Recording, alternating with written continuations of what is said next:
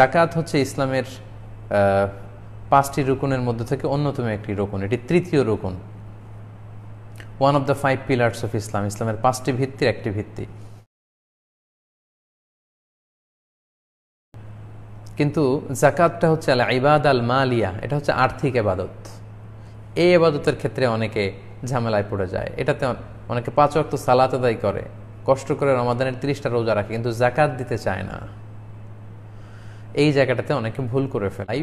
এটি হচ্ছে ইবাদতে মালিয়া, এবং এই যাকাতকে আল্লাহ তাআলা দ্বিতীয় হিজরির শাওয়াল মাসে আমাদের জন্য ফরজ করেছেন। হিজরি দ্বিতীয় সনে শাওয়াল মাসে এটাকে ফরজ করা হয়েছে, এবং এটি ইসলামের যে পাঁচটি ভিত্তির একটি অন্যতম ভিত্তি। সম্মানিত ভাই এবং বোনেরা, ইসলামকে যদি আমরা একটা তাঁবুর সাথে তুলনা করি, তাহলে যাকাত হচ্ছে এই তাঁবুর মাঝখানের খুঁটি। কথাটা একটু খেয়াল করে বুঝতে হবে। আমি আবারও বলছি, ইসলামকে যদি আমরা একটি টেন্ট বা তাঁবুর সাথে তুলনা করি, তাহলে যাকাত হচ্ছে এই তাঁবুর মাঝখানের খুঁটি। কোনো একটা তাঁবুর চারদিকে 4টা খুঁটি দিয়ে মাঝখানের খুঁটিটি না দিলে যেমনি তাঁবুটি উঁচু হয় না, তেমনি যাকাত কেন্দ্রিক অর্থব্যবস্থা বা যাকাত ভিত্তিক অর্থব্যবস্থা যদি আমাদের মধ্যে না থাকে, মুসলমানরা প্র্যাকটিস না করে, তাহলে মুসলমানরা সামাজিকভাবে মাথা উঁচু করে দাঁড়াতে পারে না। যাকাত যদি হয় মাঝখানের খুঁটি একটা তাঁবুর, তাহলে মাঝখানের খুঁটি না দিলে যেমনি তাঁবুটি উঁচু হয় না, তেমনি যাকাত ভিত্তিক অর্থব্যবস্থা গঠন না করলে মুসলমানরাও সামাজিকভাবে গোটা বিশ্বে মাথা উঁচু করে দাঁড়াতে পারবে না। আমাদের অনেকে যারা বিত্তশালী আছেন, সম্পদশালী আছেন, যাকাতকে একটা বার্ডেন মনে করে এটা একটা বোঝা। আসলে এটা বোঝা না, এটা সামাজিক ভারসাম্য রক্ষার জন্য আল্লাহ তাআলা ফরজ করেছেন। এটা একটা সোশ্যাল সিকিউরিটি নেট, একটা সামাজিক নিরাপত্তা বলয়। ইসলাম চায় সবার হাতে টাকা থাক, সবাই সুখে শান্তিতে থাক। কাইলা ইয়াকুনা দুলাতান বাইনাল আগনিয়া মিনকুম, সম্পদ তোমাদের মধ্যে থেকে যারা বিত্তশালী তাদের হাতে যাতে কুক্ষিগত না হয়, এজন্যই আল্লাহ তাআলা যাকাতের মতো এরকম চমৎকার বিধানটি আমাদের জন্য ফরজ করেছেন। ইসলাম এটা চায় না যে রাস্তার এক পাশে থাকবে 5 তলা, আরেক পাশে গাছতলা। এটা ইসলাম কখনো চায় না। ইসলাম চায় না যে শহরের এক পাশে 7 স্টার হোটেল থাকবে, 5 স্টার হোটেল থাকবে, 5 তারকা হোটেল, যেখানে খাদ্য, আনন্দ, এন্টারটেইনমেন্ট, সুখ, বিত্ত, বৈভবের ছড়াছড়ি, আর এই শহরেরই আরেক পাশে বস্তির ভেতরে দুমড়ে মুচড়ে কেঁদে একজন লোক অনাহারে দিন কাটাবে। এটা ইসলাম চায় না। বরং ইসলাম চায় সম্পদের তারল্য গোটা সমাজের সবার কাছে যেন পৌঁছে যায়। এজন্য ইসলাম যাকাতটাকে খুব বেশি গুরুত্ব দিয়েছে, এবং কালামুল্লাহ মাজিদে ইন্ডিভিজুয়ালি 86 বার 86 টাইমস 86 বার এই যাকাতের কথা আল্লাহ তাআলা উল্লেখ করেছেন। আর সালাতের সাথে মানে নামাজের সাথে যুক্ত করে 29 বার উল্লেখ করেছেন। নানাভাবে আল্লাহ তাআলা এই যাকাতের কথা বলেছেন। কোথাও আল্লাহ বলেছেন আকামাস সালাহ ওয়া আতাজ যাকাত, তারা নামাজ কায়েম করে যাকাত দেয়। কোথাও বলেছেন ইউকিমুনাস সালাতা ওয়া ইউতুনাজ যাকাত, বিশ্বাসীরা তারা সালাত কায়েম করে যাকাত দেয়। কোথাও বলেছেন আকামুস সালাতা ওয়া আতাউজ যাকাত। নানাভাবে নানা ফর্মে আল্লাহ তাআলা এই যাকাতের কথা কিন্তু উল্লেখ করেছেন। এবং সম্মানিত দিনী ভাই এবং বোনেরা, মজার ব্যাপার হচ্ছে যাকাত কিন্তু শুধু আমাদের উপরই ফরজ নয়, আমাদের আগে যত নবী ছিল, যত উম্মত ছিল, সবার উপরে কিন্তু আল্লাহ তাআলা এই যাকাতকে ফরজ করে দিয়েছিলেন। আমরা যদি বর্তমান পৃথিবীতে অন্যান্য ধর্মের দিকে তাকাই, তাহলে দেখব হিন্দু ধর্মে তারাও কিন্তু ডোনেশনের ব্যাপারে উদ্বুদ্ধ করে। আমরা যদি বৌদ্ধ ধর্ম দেখি, বুদ্ধিস্টরাও কিন্তু চ্যারিটি করে। তার মানে বর্তমান পৃথিবীতে যত ধর্ম আছে সব ধর্মই চ্যারিটি করা, দানের ব্যাপারে উৎসাহ দিয়েছে। কিন্তু ইসলাম এক্ষেত্রে অনন্য, অসাধারণ, ইউনিক, কমপ্লিটলি ইউনিক। ইসলাম শুধু দানকে উদ্বুদ্ধই করেনি, ইসলাম শুধু দানের ব্যাপারে উৎসাহিতই করেনি, বরং ইসলাম এটাকে ফরজ করে দিয়েছে বিত্তশালীদের জন্য। যারা ধনী তাদেরকে শুধু উৎসাহিত করেনি, তাদেরকে 2.5%, তাদের সম্পদের 2.5% দান করা প্রতি বছর, এটাকে ওয়াজিব করে দিয়ে ফরজ করে দিয়েছে, অব্লিগেটরি। তাই আমাদের মনে রাখতে হবে, যাকাত কিন্তু গরিবের প্রতি করুণা নয়। যারা যাকাত দিচ্ছেন তারা গরিবদের প্রতি করুণা করছেন, দয়া দেখাচ্ছেন, বিষয়টা এমন না। এটা গরিবদের হক। আল্লাহ বলছেন ওফি আমওয়ালিহিম হাক্কুন লিসাইলি ওয়াল মাহরুম। আর বিত্তশালীদের সম্পদে, ধনীদের সম্পদে গরিবদের অধিকার রয়েছে, যেটাকে রাইটস বলে, হিউম্যান রাইটস, উইমেন রাইটস। এরকম যাকাতটা হচ্ছে, এটা হচ্ছে poor people's right, vulnerable people's right. সমাজে যারা সুবিধা বঞ্চিত, গরিব, দুস্থ, এটা তাদের অধিকার, এটা তাদের প্রতি দয়া নয়। আমি যাকাত দিয়ে আমি কোনো দয়া গরিবকে দেখাচ্ছি না, বরং গরিব লোকটি জাকাত নিয়ে আমার প্রতি দয়া দেখিয়ে গিয়েছে। এর কারণ আমার জাকাত দেয়া ফরজ, এটা আমাকে দিতেই হবে, এটা না দিলে আমি শাস্তির সম্মুখীন হব, আল্লাহ সুপ্রিম কোর্টের কাঠগড়ায় আমি আসামি হিসেবে দাঁড়াবো। কিন্তু একজন গরিবের জন্য জাকাত নেয়া কিন্তু ফরজ নয়। সে চাইলে জাকাত নিতেও পারে, জাকাতের টাকা না নিয়ে কষ্টেও দিনাতিপাত করতে পারে। তার মানে আমি জাকাত দিয়ে তার প্রতি করুণা করছি না, বরং সে আমার কাছ থেকে জাকাত নিয়ে সে আমাকে হেল্প করে যাচ্ছে, আমাকে বাঁচাচ্ছে, সে আমার দায় মুক্তি ঘটাচ্ছে সে। কারণ এটা দিতে না পারলে আমি কিন্তু দায় থেকে মুক্ত হচ্ছি না। তাই আমার প্রিয় বিত্তশালী ভাই এবং বোনেরা যারা আছেন, আমরা যেন কখনো এটা মনে না করি যে জাকাত দিয়ে আমরা করুণা করছি না। এটা অব্লিগেটরি, আমাদের ফরজ কাজটুকুন আমরা করছি। এজন্য সূরা তিরমিজির একটি হাদিসে আল্লাহ রাসূল সাল্লাল্লাহু আলাইহি ওয়াসাল্লাম বলেছেন, ইযা আদাইতা যাকাতা মালিক ফাকাদ কাদাইতা মা আলাইক।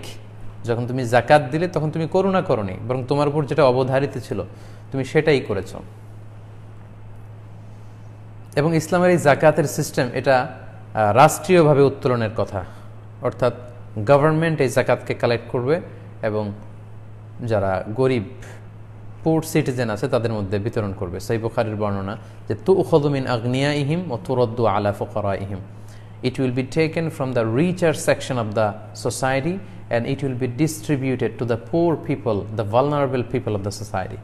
এটা মুসলিম সমাজের ধনীদের থেকে উত্তোলন করা হবে এবং গরিবদের মধ্যে বিতরণ করে দেয়া হবে, যাতে করে সমাজে দারিদ্র বিমোচন হয়ে যায়, খাদ্যের অভাবে, টাকার অভাবে কেউ যাতে আর কখনো কষ্ট না পায়। অর্থাৎ এই অর্থের তারল্য, এই লিকুইডিটি যাতে সবার হাতে হাতে থাকে, সবাই মিলে যাতে একটা সুখী সমৃদ্ধ দেশ এবং সমাজ গড়ে তুলতে পারে। এবং আমরা কিন্তু দেখেছি এটার সুফল। আমরা যদি ওমরে ফারুক রাদিয়াল্লাহু তাআলা আনহুর সময়কালের দিকে তাকাই, ওসমান যুন নূরাইনের সময়কালের দিকে তাকাই, আমরা পঞ্চম খলিফা ওমর ইবনে আব্দুল আজিজের সময়কালে যদি তাকাই, জাকাতের সঠিক এবং সুষ্ঠু ব্যবহারের মাধ্যমে ওনারা এমন ওয়েলফেয়ার স্টেট গঠন করেছিলেন যে জাকাতের টাকা দেওয়ার মতো লোক ছিল না। মক্কা মদিনাতে অন্যান্য গভর্নররা জাকাতের টাকা যখন পাঠাতো তখন ওনারা হিমশিম খেয়ে যেতেন যে এই জাকাতের টাকা কোথায় দিবে। মক্কায় মদিনায় এই দুইটি বড় শহরে জাকাত নেয়ার মতো একজন লোক নেই, জাকাতের টাকা রিসিভ করার মতো একজন লোক ছিল না। এবং আমাদের প্রিয় মাতৃভূমি বাংলাদেশকে আমরা অনেকে গরিব দেশ বলি বা নিম্ন আয়ের একটা দেশ বলি, আমাদের দেশেও যে পরিমাণে বিত্তশালীরা আছেন, বিজনেস ম্যাগনেটরা আছেন বা সিআইপিরা আছেন, তারা সবাই যদি সঠিক পদ্ধতিতে ইসলামের দেখানো যে গাইডলাইন সেই পদ্ধতিতে যদি জাকাত দেওয়া হতো এবং সেন্ট্রালি গভর্নমেন্ট যদি এই জাকাত সঠিকভাবে কালেক্ট করে সঠিকভাবে ডিস্ট্রিবিউশন করতো, তাহলে বাংলাদেশে কোনো গরিব থাকতো না। আমাদের বাংলাদেশের দারিদ্র মোচন করে আমরা মিয়ানমারে কিছু জাকাতের টাকা পাঠাতে পারতাম মিয়ানমারের মুসলমানদের জন্য। ইন্ডিয়ার কয়েকটা স্টেটকে আমরা দারিদ্র্যমুক্ত করতে পারতাম এই জাকাতের টাকা দিয়ে। কিন্তু সেইভাবে কিন্তু জাকাত উত্তোলন বা জাকাত ডিস্ট্রিবিউশনের যে ডায়নামিজম সেটা কিন্তু আমরা দেখতে পাচ্ছি না। এবং কোনো ইসলামী দল যদি ক্ষমতায় যেতে পারে তাদেরকেও আল্লাহ তাআলা 4টি মূলনীতি বা 4 দফা মূলনীতি বেঁধে দিয়েছেন। আল্লাহ তাআলা বলছেন, ওয়াল্লাযীনা ইম্মাক্কান্নাহুম ফিল আরদি আকামুস সালাতা ওয়া আতাউয যাকাতা ওয়া আমারু বিল মা'রুফি ওয়া নাহাউ আনিল মুনকার ওয়ালিল্লাহি আকিবাতুল উমুর। যারা ক্ষমতার চেয়ারে বসবে তারা 4 দফা মূলনীতি নিয়ে কাজ করে যাবে। প্রথমে তারা সালাত কায়েমের ব্যবস্থা করবে রাষ্ট্রীয়ভাবে, তারপর তারা জাকাত আদায়ের ব্যবস্থা করবে দারিদ্র বিমোচনের জন্য, তারপর তারা ভালো কাজের, কল্যাণমূলক কাজের, ওয়েলফেয়ার অ্যাক্টিভিটিসের ব্যাপারে তাদের জনগণকে ইন্সপায়ার করবে এবং সবশেষে তারা অকল্যাণকর কাজ, যেটা মানুষের জন্য ক্ষতিকর, এই কাজ থেকে যাতে মানুষ বিরত থাকে সেগুলোর ব্যাপারে উদ্বুদ্ধ করবে। তো এভাবে ইসলাম কিন্তু আমাদেরকে জাকাতের ব্যাপারে গুরুত্ব আরোপ করেছে। পাশাপাশি কোরআনের বিভিন্ন জায়গায় আমরা যখন বিশ্বাসীদের গুণাবলীর কথা পড়ি, যে বিশ্বাসীদের গুণাবলী কেমন, সেখানে কিন্তু আল্লাহ তাআলা বিভিন্ন জায়গায় বলেছেন যে ওয়াল্লাযীনা হুম লিযাকাতি ফাঈলুন।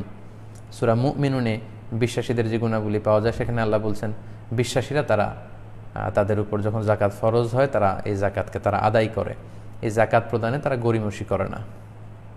তাই সম্মানিত দিনী ভাই এবং বোনেরা, আল্লাহ তাআলা আমাদের যাদেরকে তার বিশেষ নেয়ামতে বিত্তশালী বানিয়েছে, সম্পদশালী বানিয়েছে, সলভেন্ট বানিয়েছে, আমরা যেন আমাদের এই ফরজ জাকাতটুকু অত্যন্ত গুরুত্বের সাথে আদায় করি।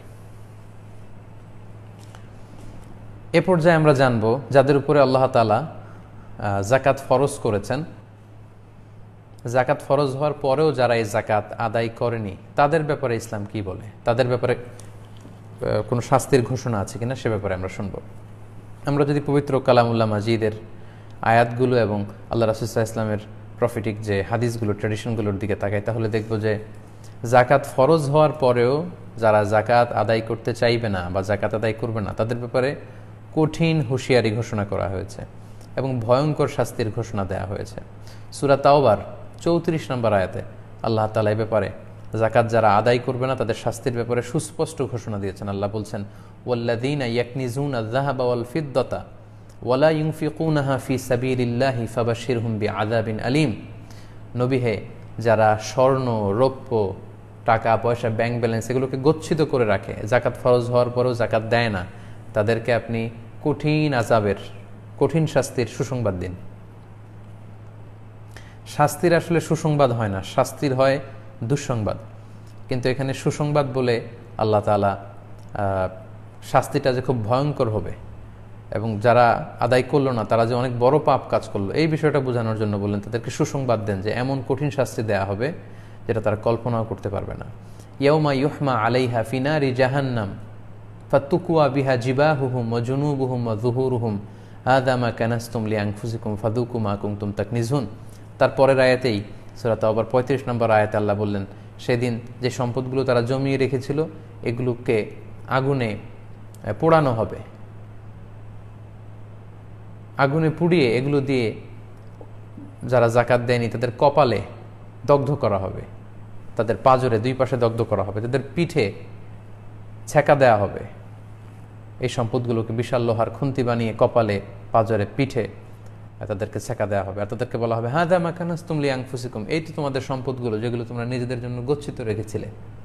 ফাযুকু মা কুনতুম তাকনিজুন, এখন যেগুলো জমা করে রেখেছিলে এগুলো স্বাদ, যেহেতু খাওয়ার জন্যই তোমরা রেখেছিলে, আজকে এগুলো স্বাদ তোমরা খাও, এগুলো তোমরা ভক্ষণ করো। এভাবে ভয়ঙ্কর শাস্তি কিন্তু যারা জাকাত দেয়নি তাদেরকে দেয়া হবে। সূরা আলে ইমরানের মধ্যে আল্লাহ তাআলা বলছেন, সাইয়ুতাওয়াকুনা মা বাখিলু বিহি ইয়াউমাল কিয়ামাহ, যারা জাকাত দেওয়ার ক্ষেত্রে গরিমসি করেছে, কৃপণতা করেছে, ওই জাকাতের সম্পদগুলোকে লোহার বেড়ি বানিয়ে তাদের গলায় পড়া হবে ইয়াউমাল কিয়ামা, এবং সেই লোহার বেড়ি কিয়ামতের মাঠেই তার গলার মধ্যে পরিয়ে তাকে টানা হেঁচড়া করা হবে। সম্মানিত দিনী ভাই এবং বোনেরা, পৃথিবীতে যত পাপ আমরা করব এই সকল পাপের শাস্তি কিন্তু দেয়া হবে জাহান্নামে ঢুকিয়ে। এই পৃথিবীতে যে সমস্ত পাপ করা হয়েছে এই পাপের জন্য আগে কিয়ামতের ময়দানে বিচার হবে, বিচার শেষে জাহান্নামে ঢুকিয়ে শাস্তি দেয়া হবে। কিন্তু মানিউজ যাকাত, যে জাকাত দিতে চায় না, জাকাত ফরজ হওয়ার পরেও যে জাকাত দেয় না, তার শাস্তি কিন্তু হাসরের মাঠেই হবে। আল্লাহ বলছেন, সাইয়ুতাওয়াকুনা মা বাখিলু বিহি ইয়াউমাল কিয়ামা, যে ব্যাপারে তারা কৃপণতা করবে জাকাত দেওয়ার ব্যাপারে, তাদেরকে এই জাকাতের সম্পদগুলোকে লোহার বেড়ি বানিয়ে তাদের গলায় পরা হবে ইয়াউমাল কিয়ামা, in the day of judgment, in the resurrection day, কিয়ামতের দিনই তাকে গলায় বেড়ি পড়ানো হবে। লক্ষ মানুষের সামনে গলায় বেড়ি পড়ে আল্লাহ তাকে অপমান করবেন। আচ্ছা, একটু খেয়াল করে ভাবুন তো, যে লোকটাকে জাকাত না দেওয়ার কারণে লক্ষ মানুষের সামনে লোহার বেড়ি পড়িয়ে টানা হেঁচড়া করে অপমান করা হবে, তাহলে এই লোকটার নামাজ কি কাজে লাগলো, তার রোজা কি কাজে লাগলো, তার হজ কি কাজে লাগলো? উনি যে তাহাজ্জুদের সালাত আদায় করতেন রাতে উঠে, তা এই তাহাজ্জুদ তার কি কাজে লাগলো? যদি এই জাকাত আদায় না করার কারণে কিয়ামতের ময়দানে লক্ষ মানুষের সামনে তাকে এইভাবে অপমানিত হতে হয়, ইনসাল্টেড হতে হয়, তাহলে তার নামাজ, রোজা, তার হজ, তার তাহাজ্জুদ, তার জিকির কোনো কাজেই তো লাগলো না। সে তো সবার সামনে মানে অপদস্থ এবং অপমানিত হয়ে ছাড়ল। তাই সম্মানিত সুধী, যাদেরকে আল্লাহ তাআলা আমাদেরকে বিত্তশালী করেছেন, আমরা যেন এই শাস্তির ভয়ে আল্লাহর রাস্তায় এই জাকাতগুলো দিয়ে দেই। পাশাপাশি সহিহ বুখারীতে এসেছে যে যারা সম্পদকে গচ্ছিত করে রাখবে, জাকাত দিবে না, এই পুরো সম্পদগুলোকে কিয়ামতের ময়দানে সুজা আন আখরা, টেকো সাপ, ভেনোমাস সাপ, বোল্ড হেডেড, যেই সাপের মাথায় কোনো চুল থাকবে না। সাপ যখন ছোবল ধরে, সাপের মাথায়ও কিছু পশম থাকে, কিন্তু যেই সাপগুলো খুব বেশি ভেনোমাস, খুবই বিষাক্ত, বিষের তীব্রতায় ওই সাপের মাথায় কোনো পশম বা চুল থাকে না। আল্লাহর হাবিব সাল্লাল্লাহু আলাইহি ওয়াসাল্লাম বললেন, তোমরা যারা সম্পদ গচ্ছিত রেখেছিলে এগুলোকে কিয়ামতের ময়দানে সেই বিষাক্ত সাপের রূপ দেওয়া হবে।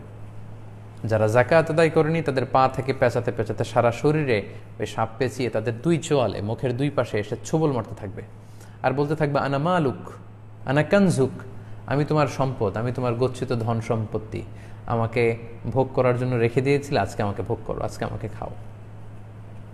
এভাবে যারা জাকাত ফরজ হওয়ার পরেও জাকাত আদায় করবে না, তাদেরকে কিয়ামতের ময়দানে আল্লাহ তাআলা শাস্তির ব্যবস্থা করবেন। আমরা এই পৃথিবীতেও যদি একটু খেয়াল করি, তাহলে কারুনের ঘটনাকে আমরা ঐতিহাসিকভাবে এখানে উপস্থাপনা করতে পারি। কারুন ছিল বনী ইসরায়েলের সবচাইতে ধনাঢ্য ব্যক্তিদের একজন, এবং তিনি ছিলেন সম্পর্কের দিক থেকে মুসা আলাইহিস সালামের কাজিন, চাচাতো ভাই। তো মুসা আলাইহিস সালাম কারুনকে অনেকবার জাকাতের আদেশ করেছে যে কারণ তুমি আল্লাহ তাআলা এই সম্পদ তোমাকে দিয়েছে, তুমি জাকাত দাও। কিন্তু কারুন অস্বীকার করে বলল, ইন্নামা উতীতুহু আলা ইলমিন ইনদি, আমি আমার বুদ্ধি, বিবেচনা, জ্ঞান আর ইন্টেলেক্টকে কাজে লাগিয়ে এই সম্পদ উপার্জন করেছি, আমি কোনো জাকাত টাকাতে এগুলো কিছু দিব না। মুসা আলাইহিস সালাম বারবার রিমাইন্ডার দেওয়ার পরেও যখন সে শুনেনি, তখন মুসা আলাইহিস সালাম কারণকে বলল, তাহলে তুমি আল্লাহর পক্ষ থেকে আযাবের অপেক্ষায় থাকো। ঠিকই আল্লাহ তাআলা আযাব পাঠালেন। আল্লাহ বললেন, ফাখাসাফনা বিহি ওয়া বিদারিহিল আরদ, সূরা কাসাস আজও সাক্ষী। আল্লাহ বলছেন, ফাখাসাফনা বিহি ওয়া বিদারিহিল আরদ ওয়া মা কানা লাহু মিন ফিআতি ইয়ানসুরুনাহু মিন দুনিল্লাহ ওয়া মা কানা মিনাল মুনতাসিরিন। আমি কারুনকে তার সমুদয় সম্পদ সহ জামিনে দাবিয়ে দিলাম।